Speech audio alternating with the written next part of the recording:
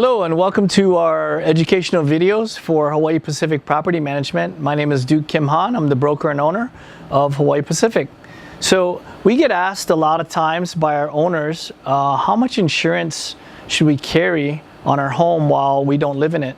So one of the things that we certainly check with you is to make sure that your current insurance company has knowledge that now you are not living in it as your primary residence. That's kind of a big deal to an insurance company because now it's going to be an investment property for you. What we recommend is that you take out an insurance policy, a renter's policy, that covers at least $10,000 in personal property, and that's to cover your appliances. Now, if you get a tragic or a big windstorm and it blows off your roof, that's probably not going to be enough. But you know, in Hawaii, our history has been really good with hurricane and wind damage. We've had very, very little of that in the last 100 years. So we recommend $10,000 in personal property. Of course, you can get more. The liability coverage is going to be $100,000, and that's just in case we have an accident on the property with or without the tenants that are living in your home. They could be guests or things like that. The last thing I recommend is to get loss of rent coverage as an owner.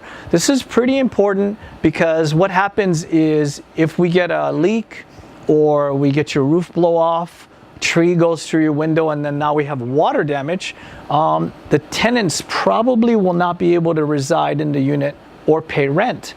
So with that, you gotta make sure that the insurance company is paying you lost rent on your investment. Okay, so now on the tenant side, what do we ask and require of the tenants to carry? We do require all tenants to carry renter's policy, and that's a simple renter's policy to cover a minimum of $10,000 on their property, $50,000 in liability, more if they have a dangerous pet. So we have a list of all the insurance companies' dangerous pet listings, and if they have one of those pets, then we ask them to cover $100,000. And we ask them to pay and have lost rent coverage also in their policy. So if they can't pay the rent in that time because something happens, then certainly their insurance policy will kick in. Now, let's just say that we have a floor leak, there's a water leak in your house, you have wood floors, and the people still can live in there, but they're not really happy with it. So what happens is the tenant's coverage will take care of what they can cover, and then the owner's coverage will pick up the rest. And we normally get this situation in condos and townhouses. So how much is this going to cost an owner?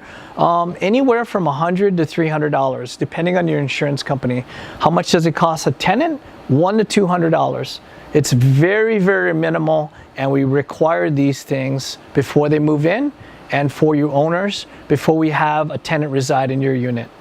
And with that, I'm going to say goodbye and aloha and look forward to seeing you on our next video. Okay? Take care.